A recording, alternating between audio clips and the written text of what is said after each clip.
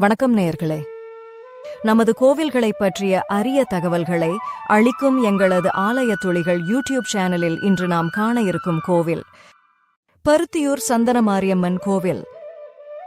ஏழைக்காக ஆங்கிலேய நீதிபதியிடம் சாட்சி சொன்ன சந்தனமாரியம்மன் திருவாரூர் மாவட்டத்தில் குடவாசலுக்கு கிழக்கே 7 கிலோமீட்டர் தொலைவில் குடமுருட்டி ஆற்றின் வடகரையில் பச்சை வயல்களின் நடுவே அமைந்துள்ளது பருத்தியூர் சந்தனமாரியம்மன் கோவில்.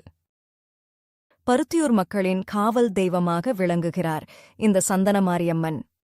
இந்த அம்மன் புரிந்த லீலைகள் ஏராளம். அதில் ஒன்றைத்தான் இப்பதிவில் நாம் காண இருக்கிறோம். பாவாடை என்ற ஏழை விவசாயி செல்வந்தர் ஒருவரிடம் கடன் பெற்றான். தன்னிடமிருந்த ஆடு மாடுகளை விற்று பாவாடை உரிய நேரத்தில் கடனை திருப்பிக் கொடுத்துவிட்டார். பாவாடை கடனை முழுமையாக செலுத்தியும் செல்வந்தர் கடன் பத்திரத்தை கொடுக்க மறுத்தார். அத்துடன் பாவாடை பணத்தை திருப்பிக் கொடுக்கவில்லை என்று வழக்கும் தொடுத்துவிட்டார். ஆங்கிலேய நீதிபதி முன்பு வழக்கு வந்தது. ஆங்கிலேய நீதிபதி, நீர் கடனை திருப்பிக் கொடுத்ததற்கு எவரேனும் சாட்சி சொல்லுவார்களா என்று பாவாடையிடம் கேட்டார். பாவாடையோ, ஐயா, எங்க ஊர் சந்தனமாரியம்மனே சாட்சி என்றான். அவரது பாமரத்தனத்தைக் கண்டு அனைவரும் சிரித்தனர். அன்றிரவு அந்த ஆங்கிலேய நீதிபதியின் கனவில் ஒரு நீதிமன்றக் காட்சி தோன்றியது.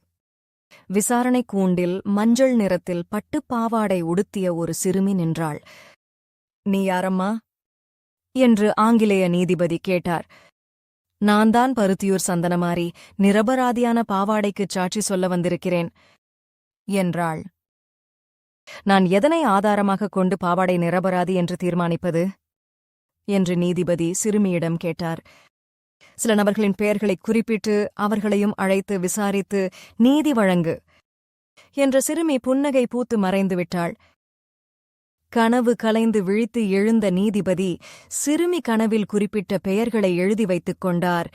சந்தனமாரி கனவில் குறிப்பிட்ட பெயருள்ள நபர்கள் ஊரில் உண்மையிலேயே இருக்கிறார்களா என்பதை உறுதி செய்து கொள்வதற்காக நீதிபதி கிராம அதிகாரிகளை அழைத்து விசாரித்தார். கிராம அதிகாரிகள் அம்பிகை குறிப்பிட்டவர்கள் இருப்பதை உறுதி செய்தவுடன் அந்த நபர்களுக்கும் சம்மன் அனுப்பப்பட்டது. அவர்கள் பாவாடை தன்னிடமிருந்த ஆடு மாடுகளை விற்று கடனை தீர்த்துவிட்டார் என்பதை நீதிமன்றத்தில் கூறினார்கள். சந்தனமாரி சாட்சி கூறியபடி பாவாடை நிரபராதி என தீர்ப்பளிக்கிறேன் என்று அந்த ஆங்கிலேய நீதிபதி தமது தீர்ப்பில் குறிப்பிட்டுள்ளார். இன்று வரை இதுபோன்ற விஷயங்கள் நிறைய நடக்கின்றன. சந்தனமாரி தவறு செய்தவர்களை தண்டிக்கிறாள். மக்களை நல்வழியில் நடக்க வைக்கிறாள்.